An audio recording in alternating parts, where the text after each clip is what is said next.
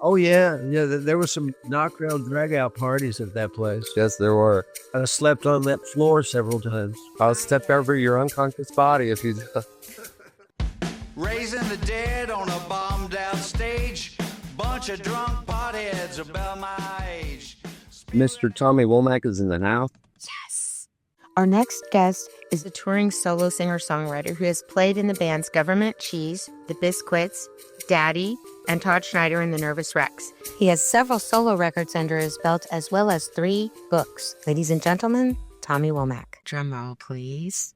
I did drum roll. Tommy, thank you for showing up. I'm in technical purgatory over here, but you know.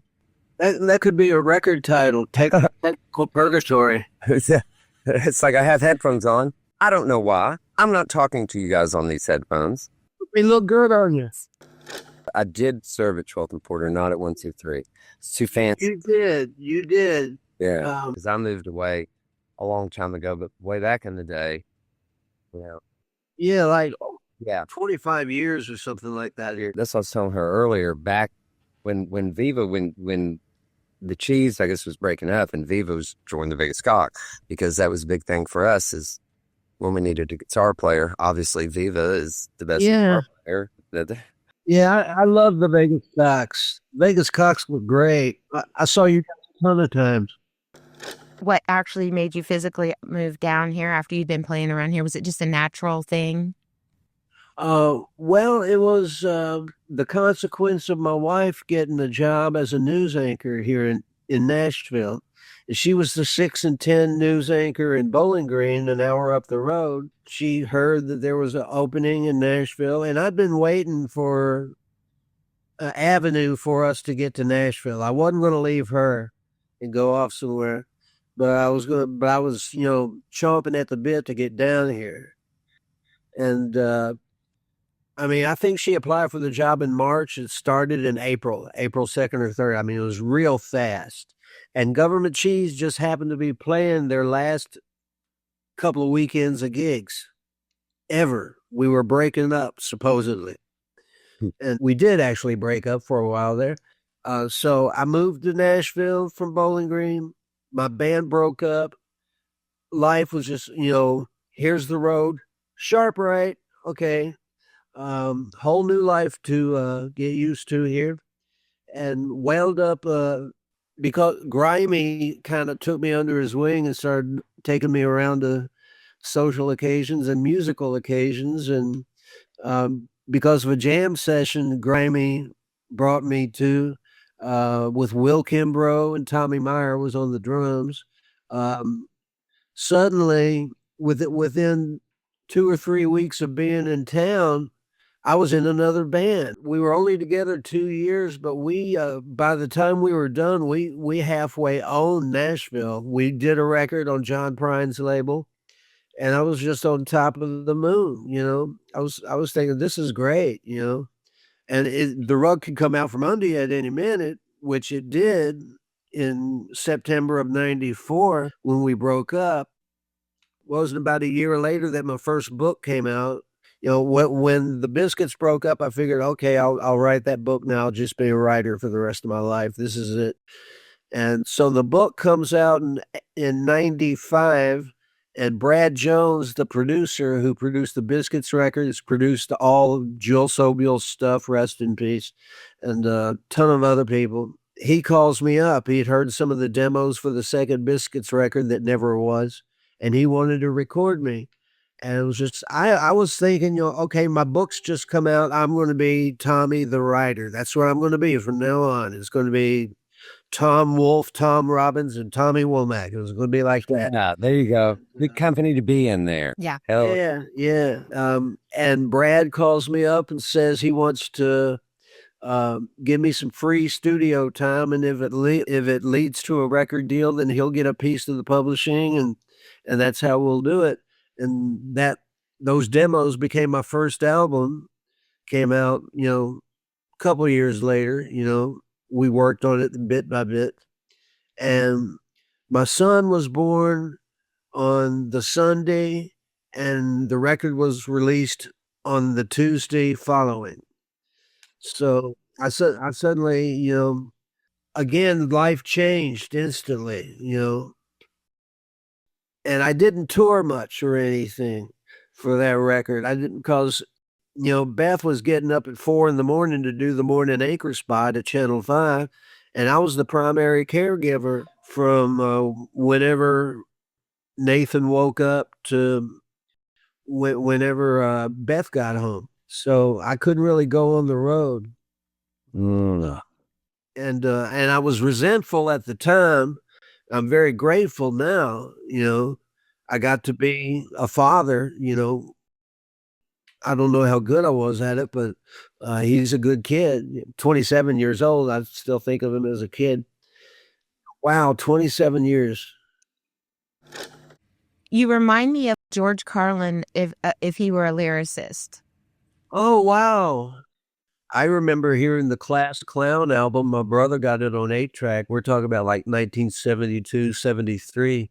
I'm sitting on his bed with his Koss headphones on, listening to this tape that if Mom had known what I was listening to, she would have come in there and grabbed that 8-track out of the machine and thrown it out the window.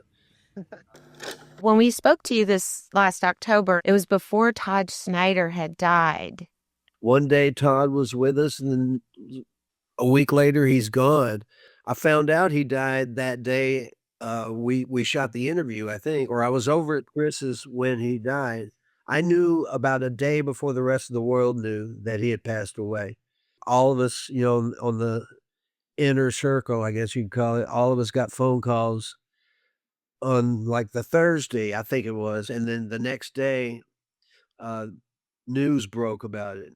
I don't know who went public, but somebody found out. Somebody with a typewriter and a computer, and suddenly the whole world knows about it. And I went to the memorial. Is it last week? I guess it was. And I don't know. It seems like I just kind of carried on as if Todd hadn't died, because people don't die to me. I never cry. I'm on enough psych meds to choke a mule, and I don't cry. And you think you're ready for when they finally go. You never are. Hell, man, you're happy for them when their miseries are over. They leave that ragged body behind to rest under the clover. Laurie, there was something that you had said that somebody else said. I believe it might have been part of something on the back of. It was the Dust Bunnies, and it says, when you put Keith Richards, Billy Graham, and Hunter S. Thompson in a blender and turn it on high, Marshall Chapman. That.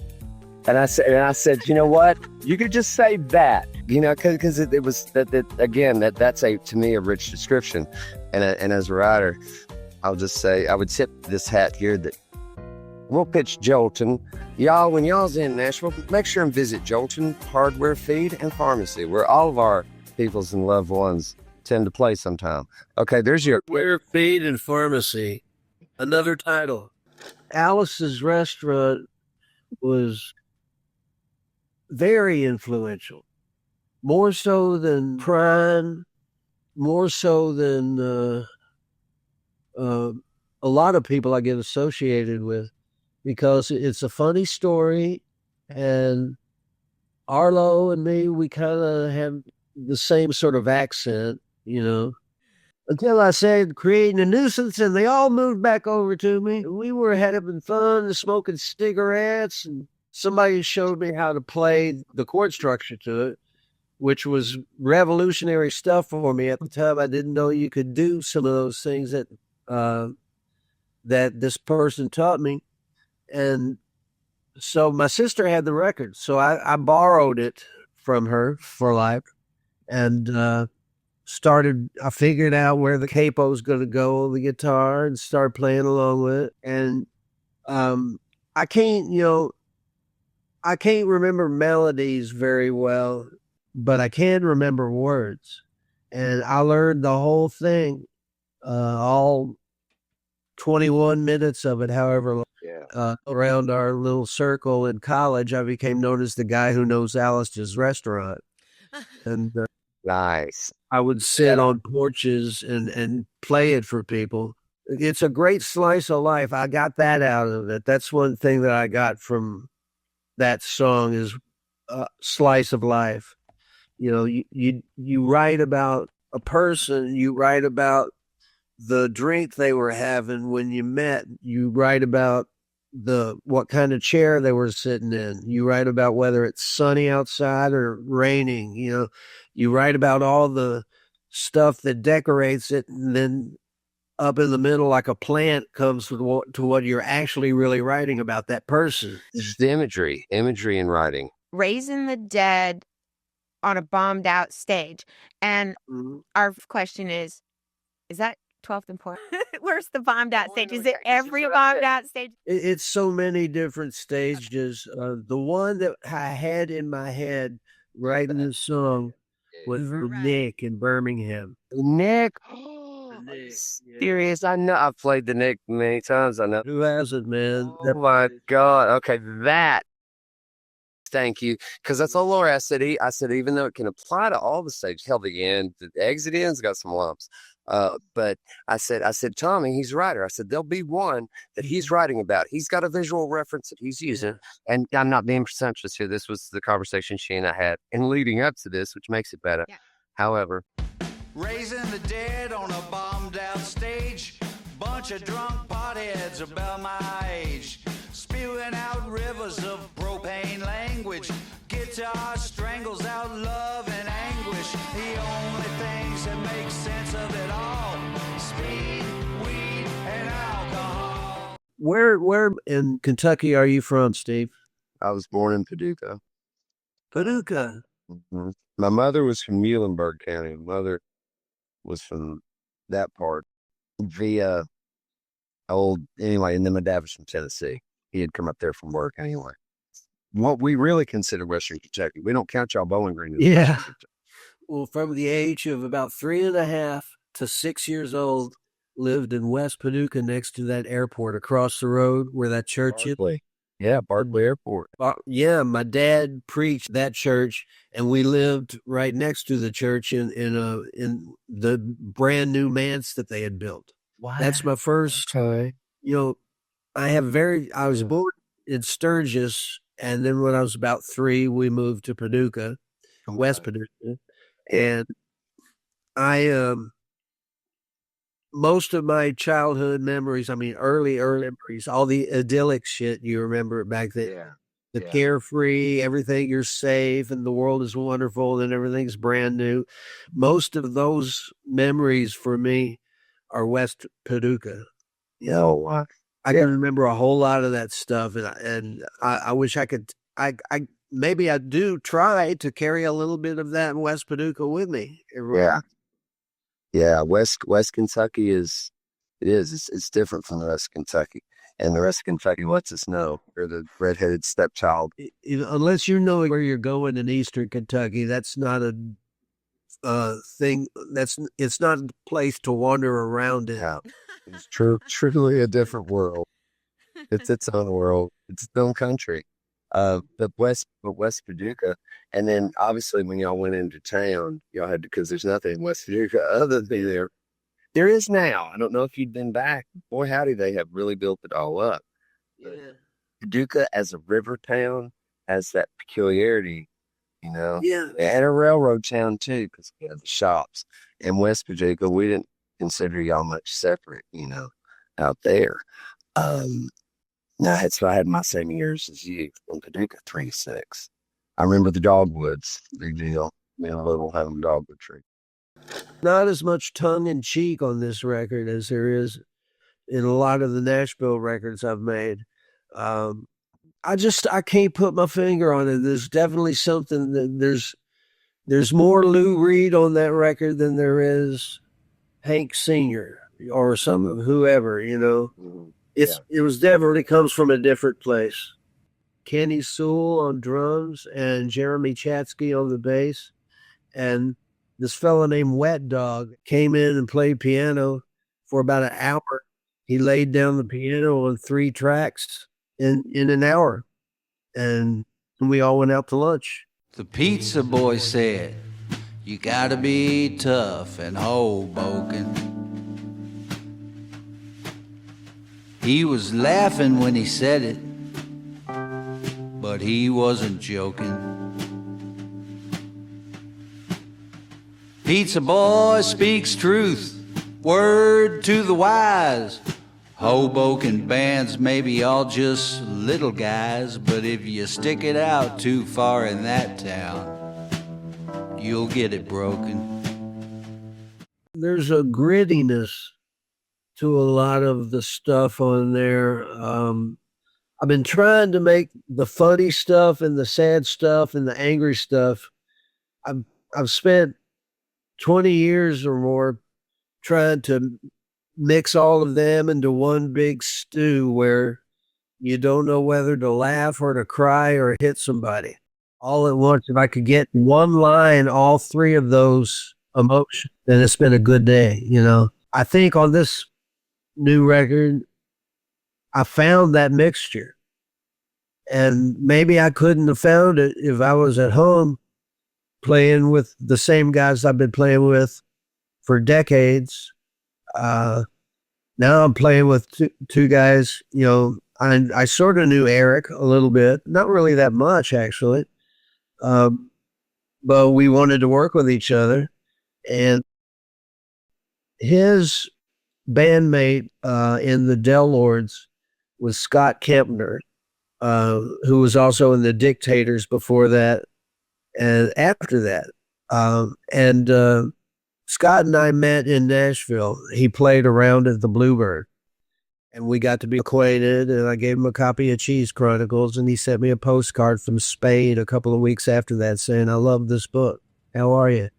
And I just happened to go to New York City for some reason or other, like a month later, and we hung out and we got to know each other pretty well, and over the years. And Scott died pretty much almost exactly 2 years ago. And there was going to be a big send-off multi-act gig in New York it was in Manhattan on the corner of Bowery and Joey Ramone Place. And I sort of knew Eric by then. I'd played the Lakeside Lounge, which he co-owned. Yeah.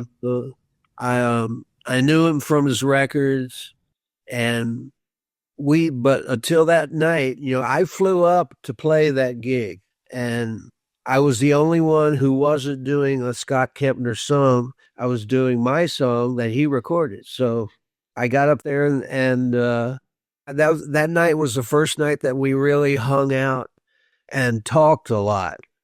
And I was like, man, if I made another record, will you consider producing me? Just innocently ask it for shits and giggles. And he said, absolutely. And I don't think either one of us knew how much we liked the other one. We recorded the record in a week, but got to know each other real well in that time. And then I flew up again in October of 24 for the mixing, which was just me and him. And I stayed at his apartment then that time.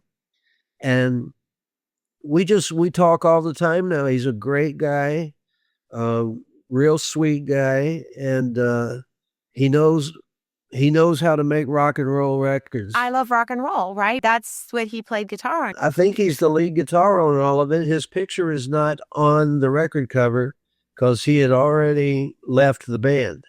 Oh, wow. Mm-hmm. Wow. Interesting. Yeah. The manager or the producer, somebody involved with the record, offered all the Blackhearts. Joan Jett was going to make her piece off the record, however much that was. Somebody in charge, I don't want to accuse her manager or whoever it was. Somebody said, okay, each of you guys, I'll offer you $10,000 each right now to give up your half point on this record. The other two guys were like, yay, $10,000. Let's take it because it's another Joan Jett record. It's going to sell about 5 copies. So let's get that hard money right away. Yeah. And Eric said, no, I ain't giving up my half a point. I ain't doing it. And he was encouraged to leave the band before the photo shoot. The record was done, but they hadn't shot any pictures. They hadn't done any artwork, nothing. And because he refused to sign on the dotted line, he's made a lot of money. He's a smart cookie. He was Steve Earle's guitar player for a couple of years recently. Yeah, he shut the studio down and everything, went on the road with Steve.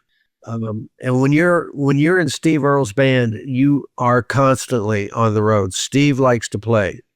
You know, he's like one of those B.B. King type guys, 250, 300 dates a year. He's out there playing. How often are you on the road, and are you able to make it that way? Or I don't go on the road nearly as much as I used to. I've got a couple of road trips coming up at the end of this month, and I'll need them because I'll need the money. I don't like being away from home, but I don't like not playing gigs either. You either do one or the other. Now, I could be, you know, if I was a more successful songwriter, I'm in the town that's the capital of the world for that. I wouldn't have to go on the road. I'd just make my money from people recording my songs, but I don't write that kind of song. In order for me to reach an audience, I have to go where they are. And I like the gigs. I like that first hour on the road when I'm getting out of town, where you feel all Jack Kerouac and you're going to go out in search of the real America. And about an hour later, it's like, it's a drive. And see, the show is free. You pay me for the drive because I'm just like a truck driver that delivers music. Drugstore truck driving man. Hey, everybody, check down in the comments. I want to see you guys. I want y'all to click on this first link. Y'all going to start with the Cheese Chronicles. I want y'all to read that first. You buy yourself some government cheese records and you listen to the Cheese Chronicles, and you can just chronologically move right through Tommy's life. You can go right on up there and you can buy every book and you buy every record all the way up until today's record. Live a little. Well, record sales are shit for everybody. And Lucinda, Steve, no matter who you are, you know, everybody's out there gigging because the record sales royalties are just not what they used to be. Tommy, let me ask you this. How much does merchandise make up for a lot of the lost revenue? I know that a few of the bands, it seems like that's a big part of what's going on with them, but I'll let you answer that for you. The merch sales are vital. Without the merch sales, you can't do this. If you go out there with nothing, but you know what you're going to make from the tip bucket sometimes. Yeah. You know, you're going to lose money. You won't be able to pay your gas. You got to have, you know, even if it's just T-shirts, even if it's just that, you got to have something to peddle to people. You know, degrading, it gets embarrassing, you know, it'll make you feel like you're at a Tupperware party. You know, if you're playing a house concert and you say, please buy some merch, you know, it's a little embarrassing, but everybody is equally embarrassed doing it together. Well, that's the rule now. It used to be you didn't sell your stuff at shows. You didn't go out in front. You know, you stayed backstage and you got in the van and drove off. At a house show, you're missing an opportunity selling Tommy Womack branded Tupperware itself, like actual Tupperware. You could literally sell Tupperware as part of your merchandise. Hey, we're getting there. Where's mine? Another thing to check the comments for. All the links, everybody. Let's go watch that show, buy that cup. My car escaped the falling tree branches. part of a tree fell, knocked out all of Beth's back glass. And at the same time, it hit Nathan's car behind her and blasted out his windshield. So, oh my God, his car's still in the shop now, and we just had Beth's car towed off this morning, and it's going to get worked on. And I had to move out of the way so the tow truck could come in, and the whole, you have one of these television screens. You don't have to look over your shoulder anymore. It makes you lazy. It makes you unskilled.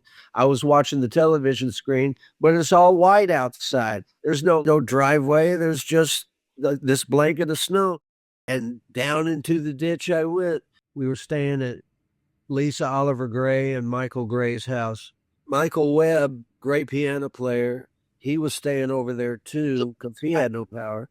And he gave me a ride over to see if we could, get the car out. And we were shoving branches and 2x4s and all sorts of stuff beneath the wheel trying to get some traction. And this fella, he might have been Mexican. He might have been Venezuelan. He might have been Cuban. It don't matter. In today's world, if you're brown, you're, an easy target. All I know is he was a nice guy with a 4x4.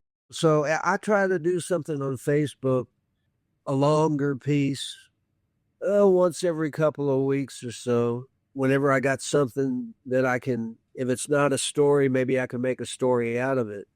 And so this time, we got Minneapolis going on. We got ice all over. We got borderline martial law happening in more spots than we would care to count. And so I just thought, okay, I got saved by a Mexican, just like Just Another Shooting on the Record is from a redneck perspective. I decided I would write this one from a redneck perspective as well, and that's what it became. If the teacher had been packing, she could have blown that dude away.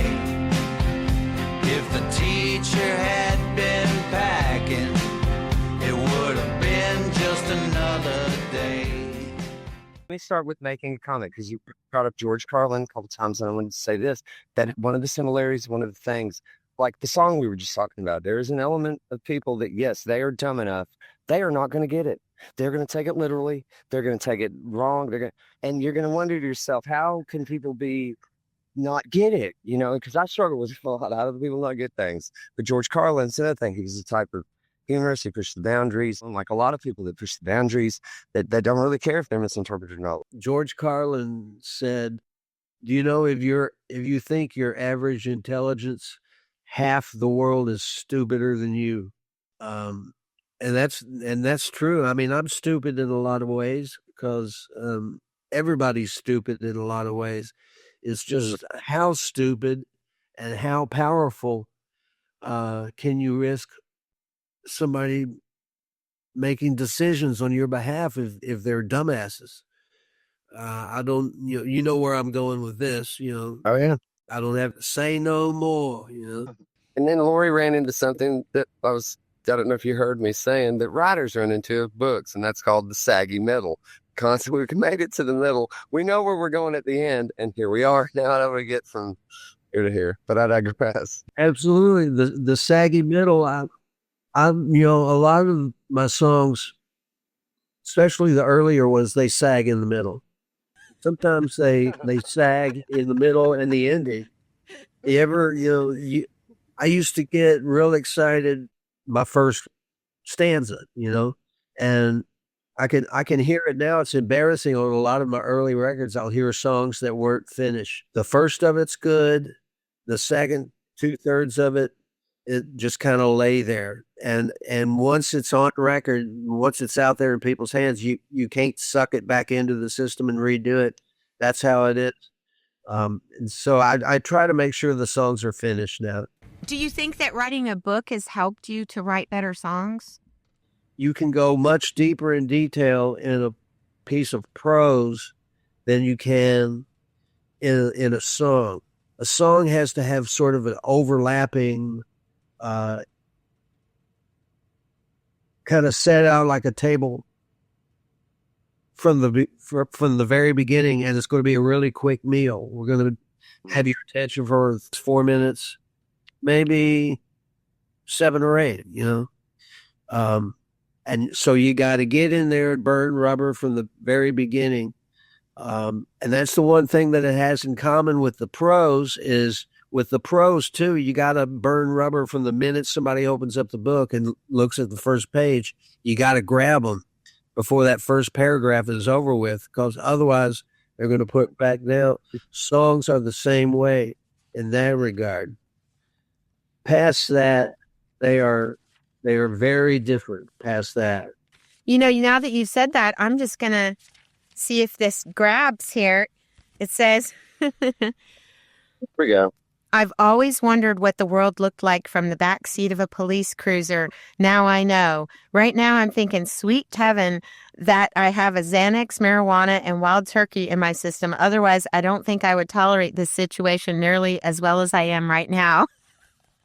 It starts out with him in the police car, and it just keeps you going. Which is, immediately you've got those questions. Why is our protagonist in the police car? Where's it going to go?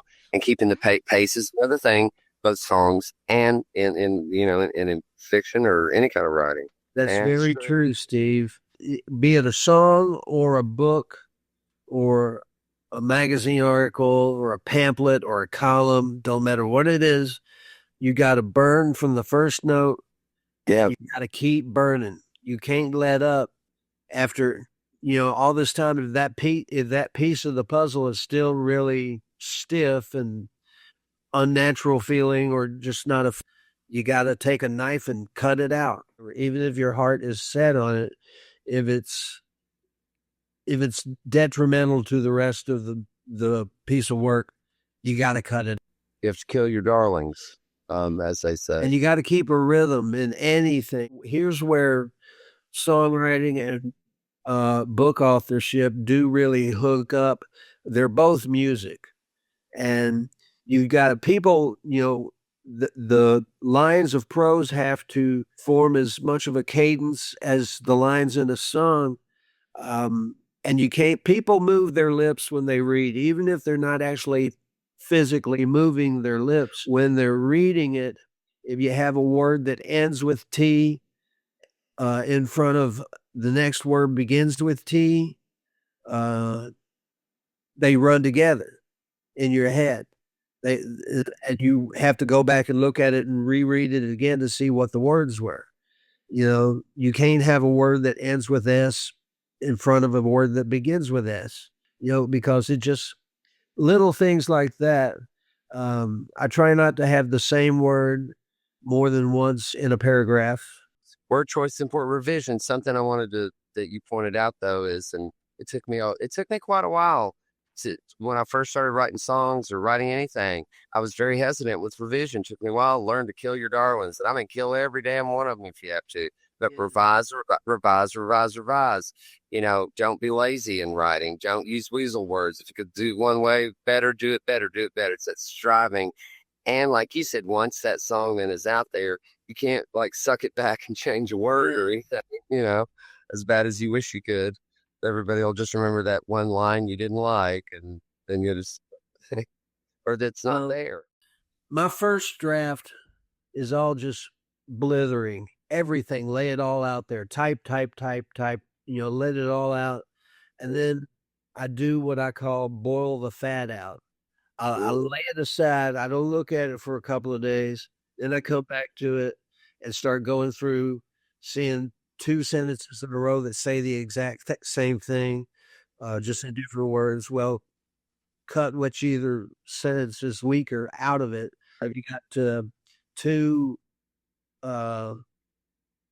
descriptive words? I forget what. If you got 2 descriptive words in a row, cut one of them out. You could boil the fat, and you could take 3 paragraphs and boil it down to half a paragraph, and not lose anything really.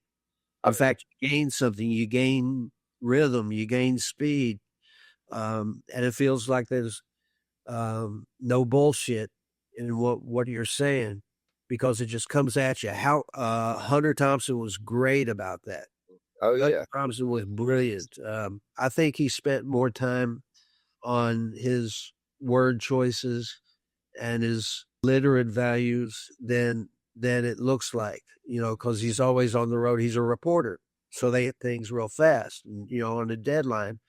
But there's something, about his stuff where it strikes me that he really either had one of God's greatest gifts of literary rhythm I've ever heard, or he worked on it hard. Oh, yeah.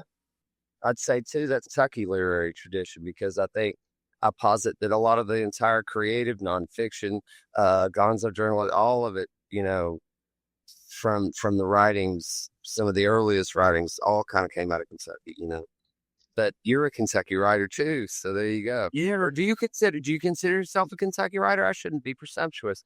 Or a Tennessee writer, or both? What would you identify? I'm Kentucky until I live in Tennessee. I am sort of a Tennessean now. I'm sort of a native of Nashville. I've lived here longer than most people have, but I'm from Kentucky. I was born and raised there. I stayed there until I was like 29 years old. I was in Kentucky. I like Tennessee a little better than I like Kentucky, but at the same time, I'm from Kentucky. It's familiar. I know how those people think. I know how they talk. I know how you gotta know what's going on in the college basketball world to get any. Don't get me started on Mark Pope. We could sit here for an hour talking about that shit show. Michael Romanowski, he was the bartender at the Iguana, and he saved all his tip money. And let me tell you, those bartenders at the Iguana and Faison's and Sunset Grill and Multi Bobs and all those clubs that were right there near each other, that was a lot. They made some good money.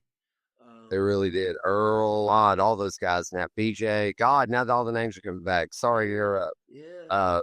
But Romo and man, and we treated them well. They treated us well. That's the best way I can remember it. Like, but yeah, Lolo, he saved all his money.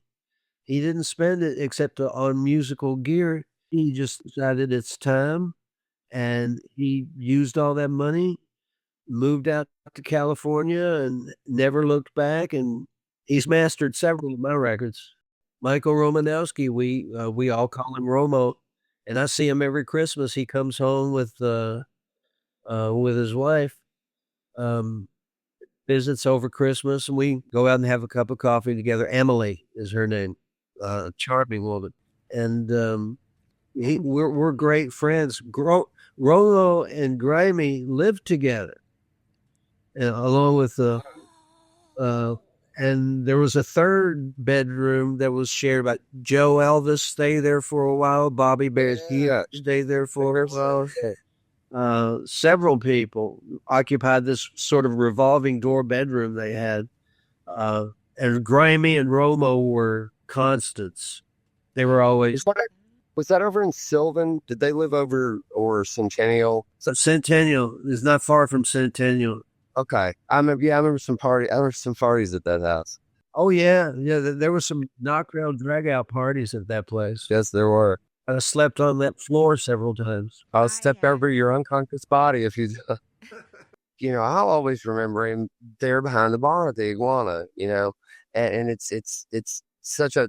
I love that time where it's all come around to that, because everything is a little bit surreal. And as a writer like you, I love it when things are weird and surreal, and like we say, or I would tell people, sorry, I know it really happened in real life, but you can't write it because no one will ever believe it.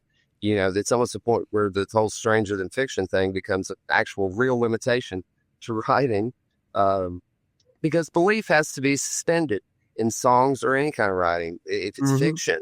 Yeah, now Right. you're coming from that Kentucky tradition of we're going to write, twirling in Mississippi, or what's the Derby one? That's the one I was trying to think of.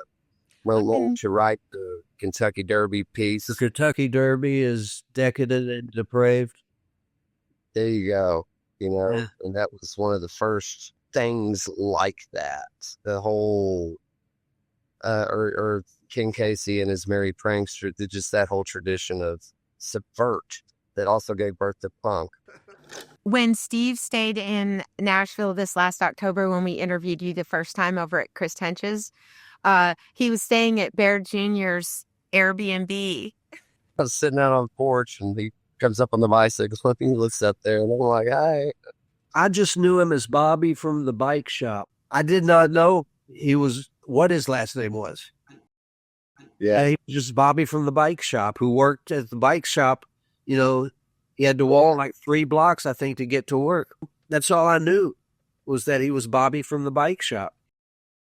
Go bikes every day. No, seriously, a serious biker. I mean, that's what he's pulled up on the bike. Hey, Steve. Hey, Bobby. What do you do? Yeah, you're staying here? Yeah, I'm staying here.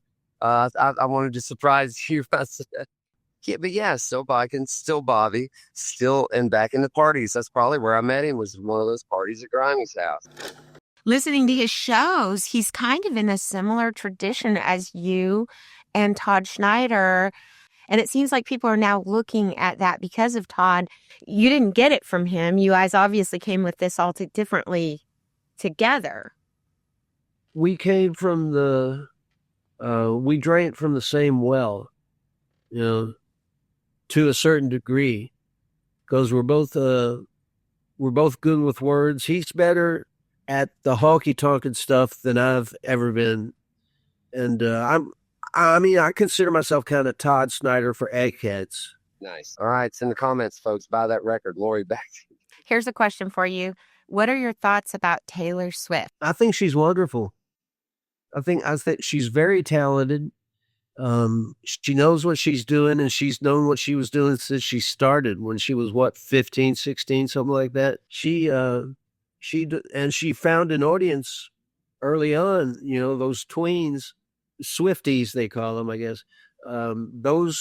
She knew what it felt like to be a 14-year-old girl, and she remembered what it felt like. And that's where, you know, I'm not an encyclopedia. I don't know a lot about her music. I've liked what I've heard. She laser focused in on an audience that she became the voice for those people, as much as Dylan did for his crowd, as much as Springsteen has done for his people. Joni Mitchell, Neil Young, Prine, of course, Hank Sr.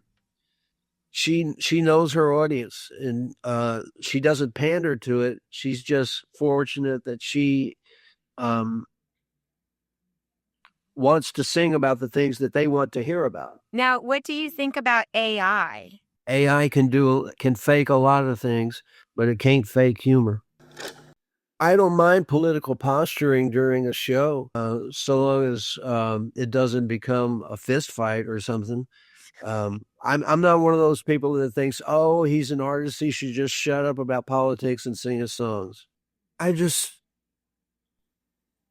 don't know. It's a sticky wicket when you do get political on stage, but every now and then you gotta be.